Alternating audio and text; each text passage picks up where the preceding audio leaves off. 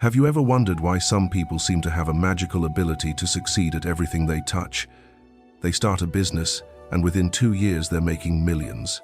They pick up a creative skill, and within months they're producing professional-level work. They enter a competitive field and rapidly rise to the top, while others with decades of experience remain stagnant. And you know what most people say when they see this? Oh, they're lucky. They have connections. They started with money. They have natural talent. You've heard these excuses 1,000 times. Maybe you've even said them yourself. But what if I told you that luck, connections, money, and talent are not the real differentiators? What if the secret these people possess is something entirely different? Something that has nothing to do with external advantages and everything to do with how they see the world? The truth is, masters don't just work differently than average people. They perceive differently. They've unlocked what the Japanese call mitsuke, the ability to see not just with the eyes, but with the mind, body, and spirit unified. This isn't mystical philosophy. This is a trainable cognitive skill that separates the amateur who knows techniques from the master who has transcended technique entirely. And the most fascinating part, the ancient Japanese warriors created a systematic path to develop this ability. But here's the catch. Learning this system requires you to accept something that will shatter your ego. It will force you to admit that everything you thought you knew about learning, practice, and mastery might be fundamentally wrong. Before I reveal this complete system, I invite you to subscribe to the channel, hit the like button below, and tell me in the comments. What's one skill you're struggling to master despite consistent effort? Feel free to share. I genuinely love reading your comments and engaging with you. Now, let's dive deep into the ancient wisdom. Let me tell you about a young man named Kenji. He lived in feudal Japan during the Sengoku period, and from the age of 13, he had one burning obsession: to become a master swordsman. Kenji wasn't born into a samurai family. He had no connections to the warrior class, no private master to train him, nothing but an all-consuming passion that burned inside him like an unquenchable fire. While other village boys accepted their fate as farmers and merchants, Kenji spent every spare moment studying the way of the sword. He watched samurai pass through his village and tried to memorize their movements. He read scrolls about famous battles. He studied the writings of legendary sword masters like Miyamoto Musashi. By age 16, he could recite the principles of combat strategy from memory. He knew the names of every classical kata. He understood the philosophy of Bushido better than most young samurai. His theoretical knowledge was vast. But when he picked up a wooden bokken and tried to practice, something strange happened. His body wouldn't cooperate. The movements that looked so elegant when performed by masters felt clumsy and awkward when he attempted them. The sword felt heavy and unnatural in his hands. For 2 years, Kenji remained trapped in this paradox. The more he studied, the more he knew, but his actual skill barely improved. He plateaued at a beginner level while he watched others progress past him. One day, everything changed. Kenji was practicing alone in the forest when an old ronin appeared without warning. "You move like someone reciting poetry they don't understand," the ronin said. "You know the words, but you don't feel the meaning." Kenji felt embarrassment burn his face. "I have studied every scroll I could find, master. I know the techniques." "No," the ronin said firmly. "You know about the techniques. That is not the same as knowing them." The old warrior approached. "My name is Takeshi. I served 3 different lords before becoming masterless. And I see in you the same mistake I made in my youth. You are trying to learn the sword with your mind, but the sword cannot be learned this way." Kenji was confused. "How else can one learn except with the mind?" "That," Takeshi said, "is exactly why you're stuck.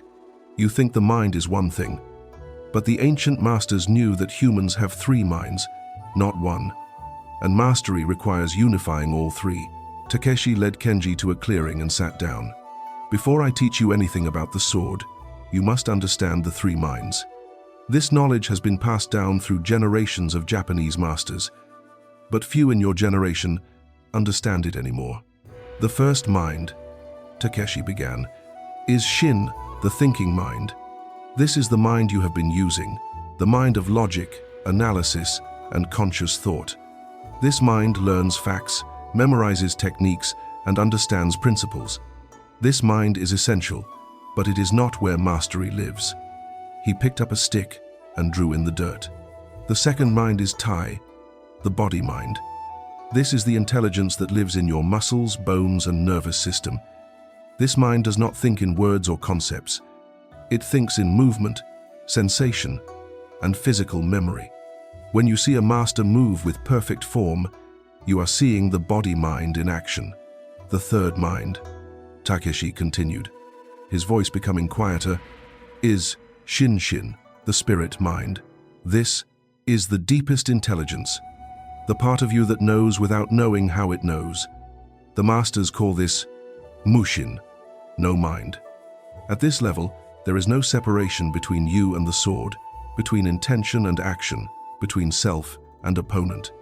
Kenji tried to understand. But sensei, how do I train these other minds?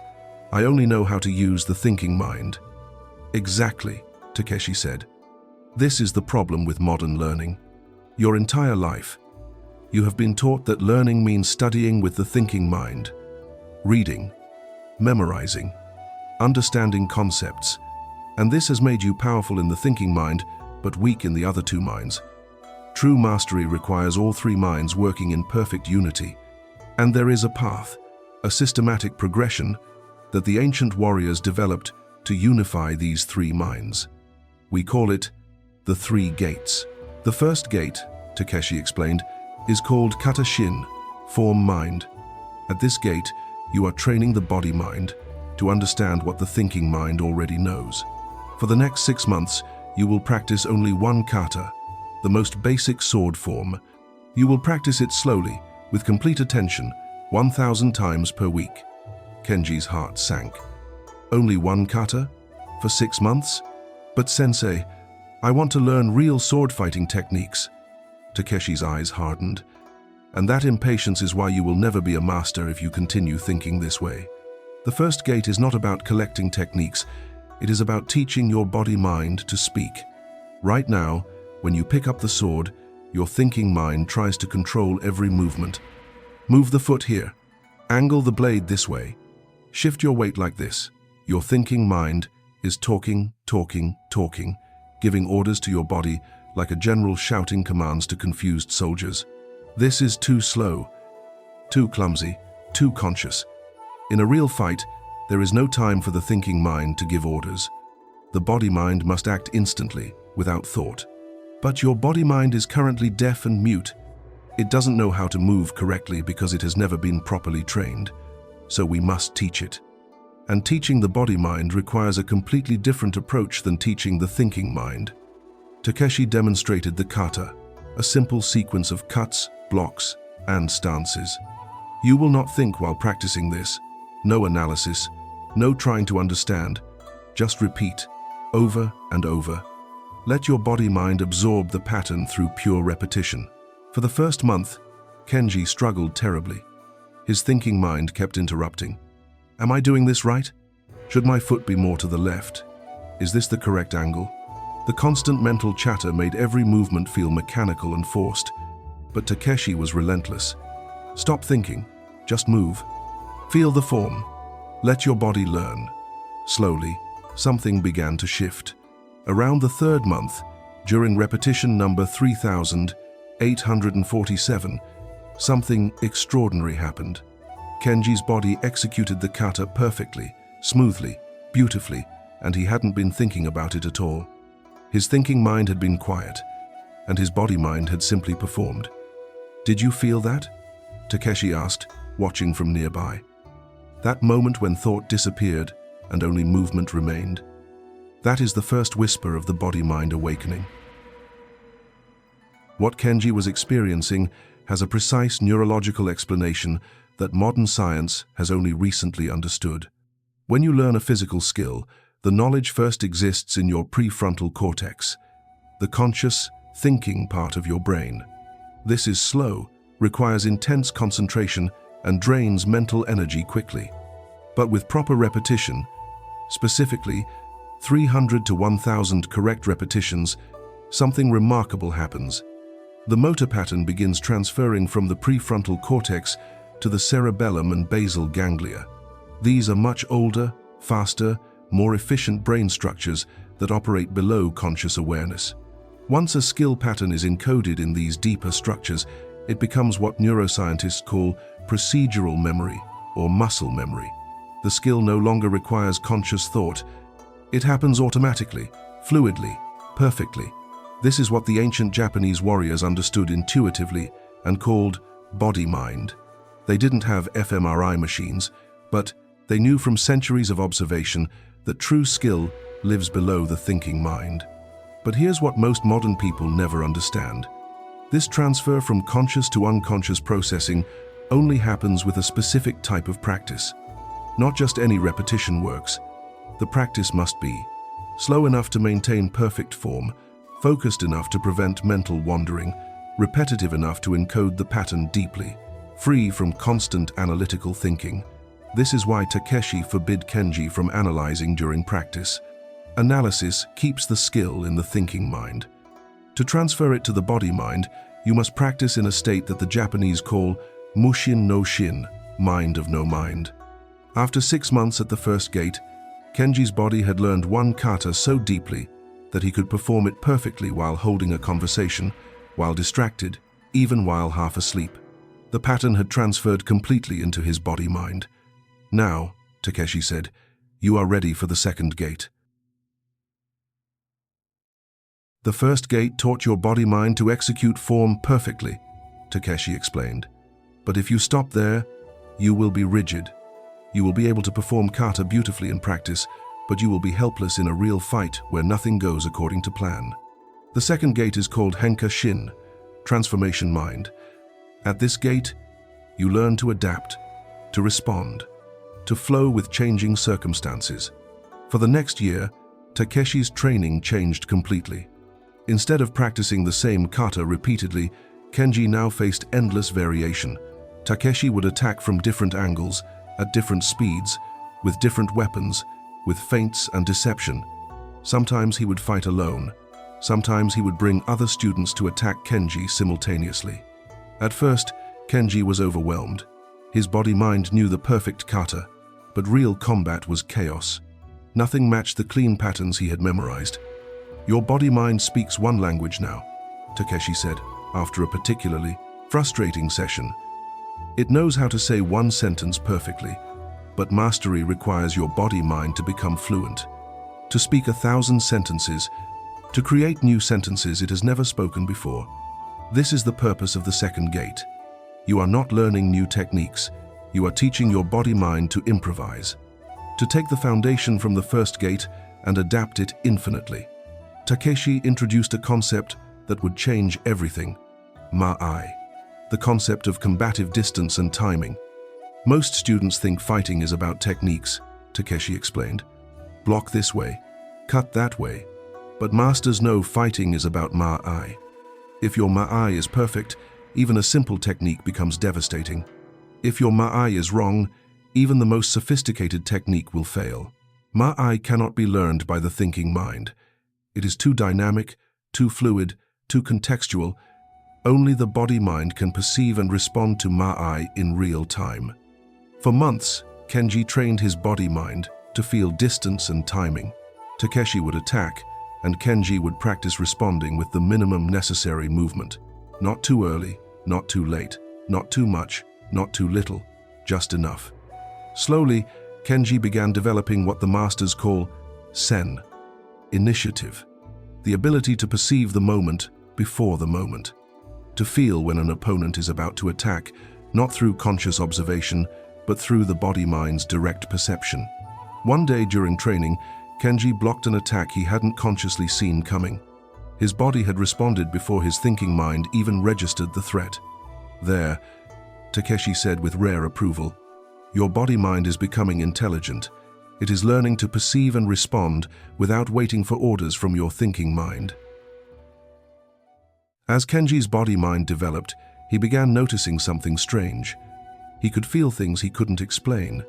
He'd be training with an opponent and suddenly know they were about to strike high, even though nothing in their posture had changed. He'd feel when someone was watching him from behind. He'd sense the quality of an opponent's spirit, whether they were truly committed or hesitating, before they moved. "Sensei," Kenji asked one evening, "am I imagining these feelings, or is something real happening?" Takeshi smiled. "Both. You are not imagining them, the perceptions are real. But they are not coming from where you think they're coming from. Your thinking mind processes information slowly and sequentially. Eyes see, brain analyzes, decision made, action taken. This is too slow for mastery. But your body-mind processes information differently. It takes in thousands of subtle cues simultaneously. Micro-movements, changes in energy, shifts in breathing, variations in timing. It processes all of this below conscious awareness and produces what feels like intuition or sensing. The masters call this ki-eye, the ability to perceive and merge with your opponent's energy and intention. It seems mystical, but it is actually your nervous system operating at a level of perception that your thinking mind cannot access. Takeshi explained something profound. In the second gate, you are training your body-mind not just to move skillfully, but to perceive deeply. The body-mind has its own intelligence, its own way of knowing. As it develops, you begin perceiving aspects of reality that were always there but invisible to your thinking mind. This is what neuroscientists call embodied cognition, the discovery that intelligence doesn't just live in the brain, but throughout the entire nervous system. Your body is quite literally capable of knowing things your conscious mind cannot access. Elite athletes call it being in the zone. Musicians call it flow, state. Warriors call it mushin, no mind. But all of these describe the same phenomenon, the body-mind taking over while the thinking mind becomes quiet. After 18 months at the second gate, Kenji had developed a fluid, adaptive fighting style. His body-mind could respond to any situation with appropriate technique. He had become what most would call an expert swordsman. But Takeshi said something that shocked him. "You are skilled now. Perhaps you are even expert level. But you are not yet a master. There is a third gate that only one student in 100 reaches, and entering it requires you to forget everything you've worked so hard to learn." The third gate, Takeshi said, is called mushin, no mind. This is where the spirit mind awakens. At the first gate, your thinking mind trained your body mind. At the second gate, your body mind learned to adapt and perceive. But at the third gate, something deeper awakens, the part of you that is beyond both thought and body. Kenji didn't understand. "Sensei, what exists beyond thought and body?" "Presence," Takeshi replied. "Pure awareness. The witness. The part of you that is aware of thought, aware of body, aware of everything, but is not itself a thing. At the third gate, you stop using techniques. The techniques use you. Or rather, there are no techniques anymore. There is only perfect response to the moment arising spontaneously from emptiness." For the next 3 years, Takeshi's training became paradoxical. He stopped teaching Kenji anything new. Instead, he began removing things. "You think too much," Takeshi would say, stopping mid-practice. "Empty your mind. You're trying too hard," he'd say during another session. "Stop trying, just be." "You're still choosing techniques," he'd observe. "Stop choosing. Let the moment choose through you." This was incredibly frustrating. Kenji felt like he was going backward. When he tried to empty his mind, his thinking mind became louder. When he tried to stop trying, he was trying to stop trying, which was still trying. One day, after a particularly frustrating practice, Kenji sat in defeat. "Sensei, I don't understand. How do I stop my mind from thinking? Every time I try to empty it, thoughts appear." Takeshi sat beside him. "That is because you are still using the thinking mind to try to control the thinking mind. This is like trying to see your own eyes. It cannot be done. The third gate is not about controlling the mind. It is about discovering that you are not the mind. You are the awareness in which mind, body, and world appear. Let me show you something." Takeshi pointed at the sky. "Who is aware of that cloud?" "I am," Kenji answered. "And who is aware of your body sitting here?" "I am." "And who is aware of your thoughts and feelings?" "I am." Then, Takeshi asked quietly, "Who is this I that is aware of everything but is not itself a thing?" For the first time, Kenji's thinking mind went completely silent. Not because he forced it silent, but because the question pointed beyond the mind entirely. "This awareness," Takeshi continued, "the ancient masters call it the spirit mind. It is not a thing you have. It is what you fundamentally are beneath all conditioning, all learning, all identity." Understanding this intellectually is one thing. Embodying it is something else entirely. For months after that conversation, Kenji would catch glimpses of this deeper awareness. During meditation, during practice, sometimes during ordinary moments, brief openings where the constant mental chatter would stop and a profound stillness would appear. In these moments, everything changed. The world became vivid, immediate, alive in a way it never had been before. Colors seemed brighter, sounds more clear, time seemed to slow down, and in these moments during sword practice, something extraordinary would happen. Kenji would respond to attacks he hadn't consciously perceived. His body would move with perfect timing and precision, but there was no sense of him doing the movement. The movements were just happening through him. Takeshi called this sui, flowing water. When water flows down a mountain, does it think about which way to go? Does it analyze? Does it try? No, it simply responds perfectly to every obstacle, every opening, every change in the terrain. This is the third gate. You become like water, effortless, perfect responsiveness. One day, 5 years into his training, Kenji was practicing with 3 opponents simultaneously. Suddenly, something broke open, or rather, something fell away. The sense of separation disappeared. There was no Kenji fighting opponents. There was just movement arising, perfect and spontaneous, from nowhere. His body flowed like water, responding to attacks from 3 directions simultaneously with a grace and efficiency that seemed impossible. When the exercise ended, Kenji stood breathless, not from exertion but from the profound strangeness of what had just happened. He couldn't remember making a single decision. There had been no thought, no technique, no trying, just pure action arising from emptiness. Takeshi was watching with tears in his eyes. "You have passed through the third gate. What you just experienced, that is mushin. That is mastery." But Takeshi gave Kenji a warning that would prove crucial. Do not become attached to this state. Many students who experience mushin once spend the rest of their lives trying to recreate it. This is a trap.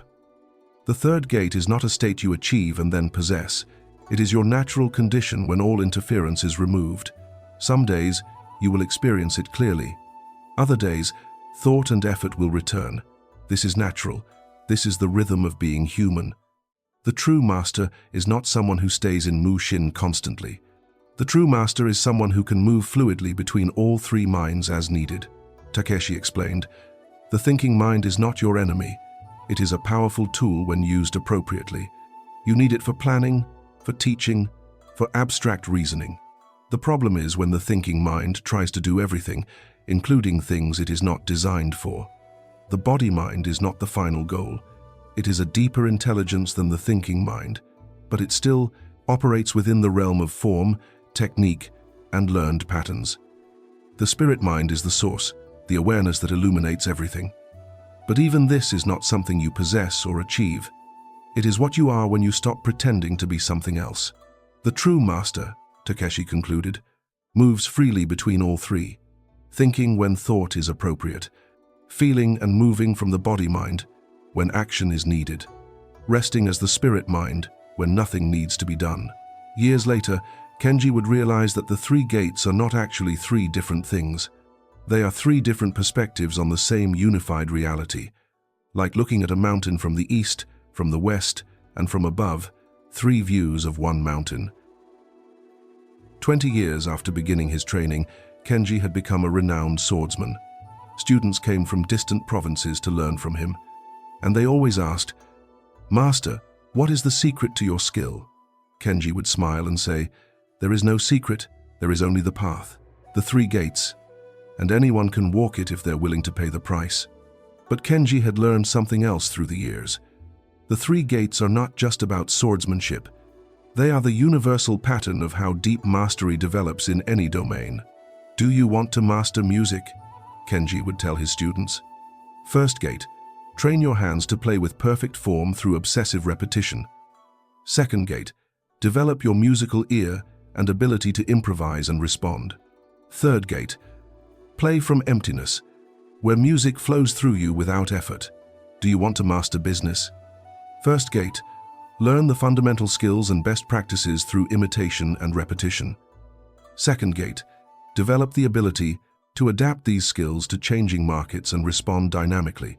Third gate, act from deep intuition, where the right decisions arise without analytical thought. Do you want to master relationships? First gate, learn the fundamental skills of communication, presence, and empathy through conscious practice. Second gate, develop the ability to read people deeply and respond authentically to each unique situation. Third gate, love and connect from your authentic nature without technique or strategy. Do you want to master anything? The pattern is always the same. First gate, train the body-mind through disciplined repetition. Second gate, develop adaptive intelligence and deep perception. Third gate, discover the spirit mind that is the source of effortless mastery. But Kenji always emphasized, most people never reach mastery because they refuse to complete the first gate. They want to skip the boring, repetitive foundation and jump straight to creativity and flow.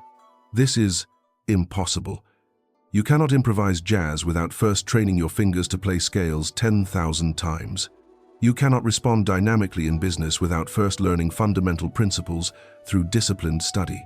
You cannot access mushin without first building strong kata shin and henka shin. The path is long, the path is difficult, but the path works.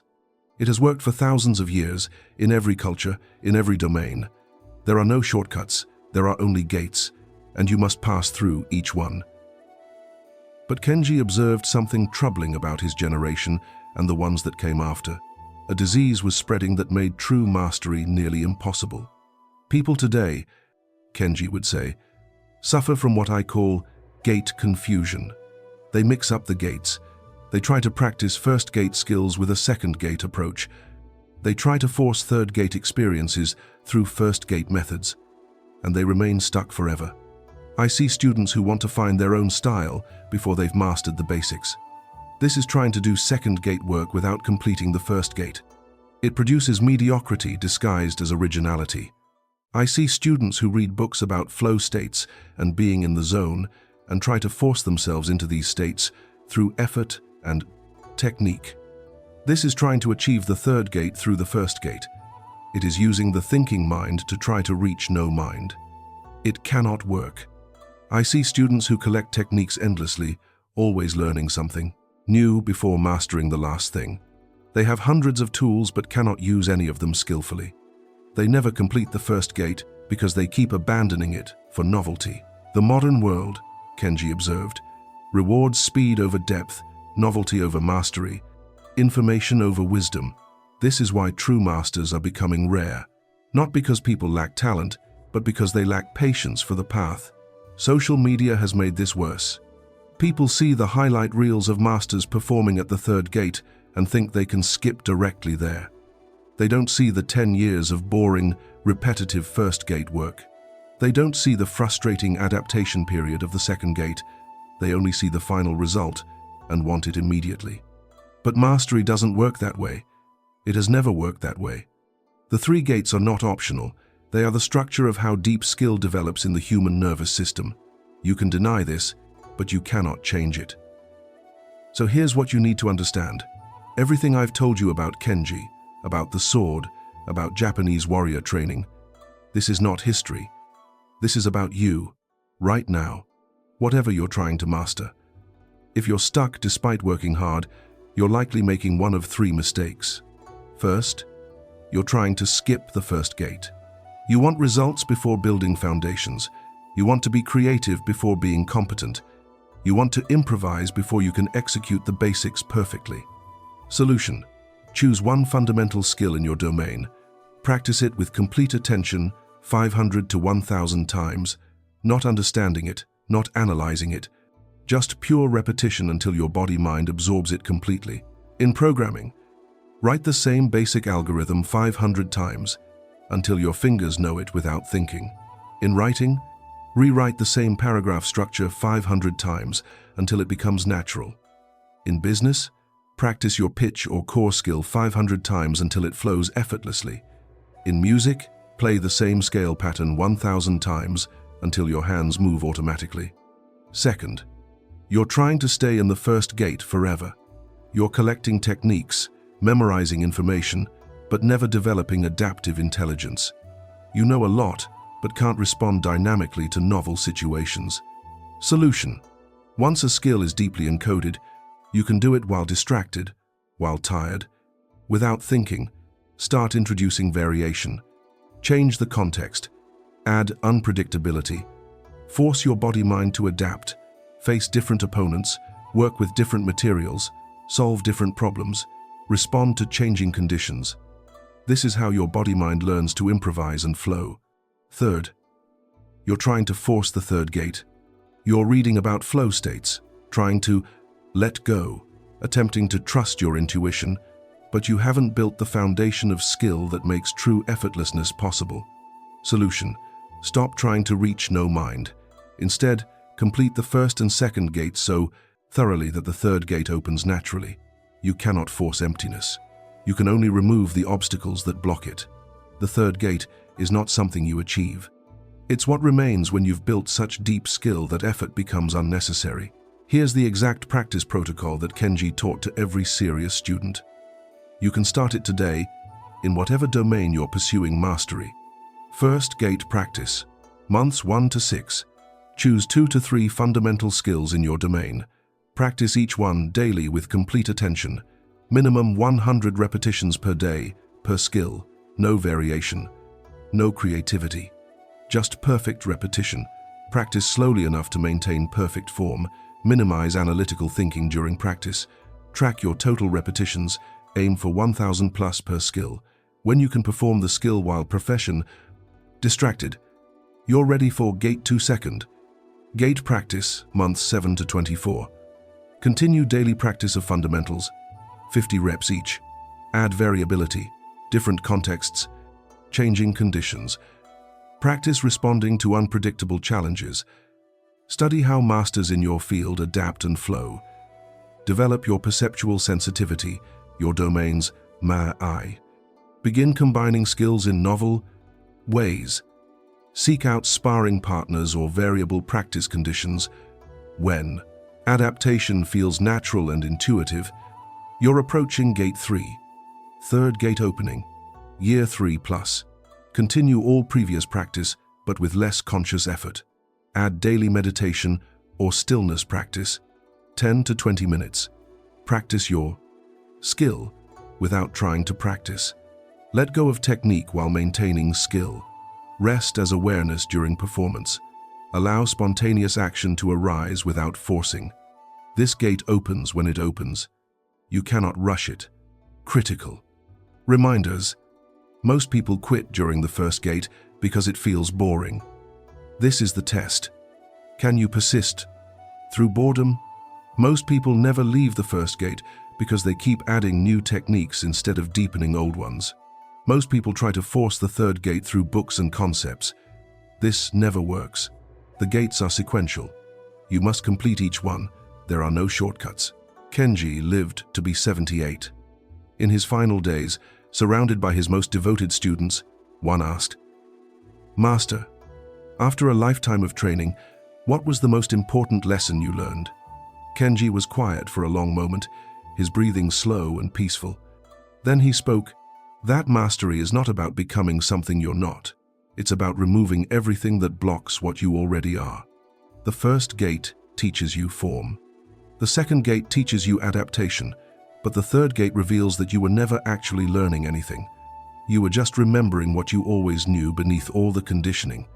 The thinking mind, the body mind, the spirit mind, they are not separate. They are three aspects of your one true nature, and when they unite, when they move as one, that is what the ancients called Shin Shin Ichinyo, mind, body, spirit as one.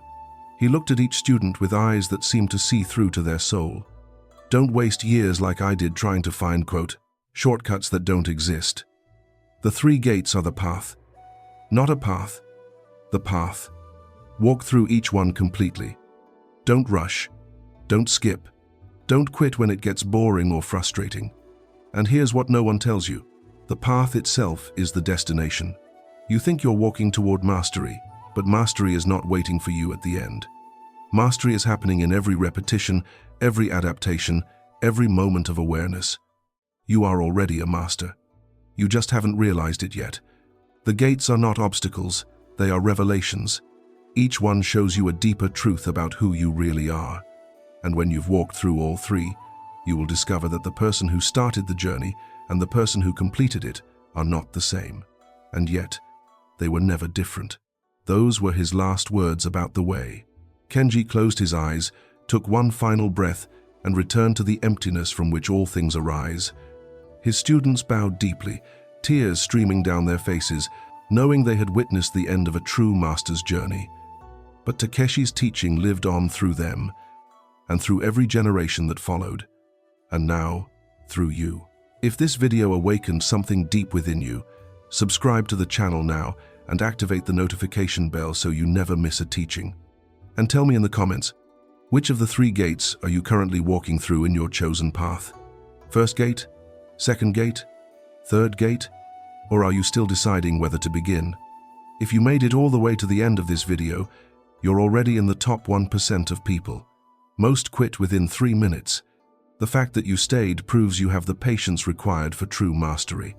That alone separates you from the masses who want results without work. Now, stop consuming content. Close this video and start your first gate practice today. Choose one fundamental skill. Commit to 100 perfect repetitions every day for the next 6 months. Years from now, you will look back at this moment as the turning point. The day you stopped being a seeker and became a practitioner. Until next time, walk the path with honor and dedication. The 3 gates await you.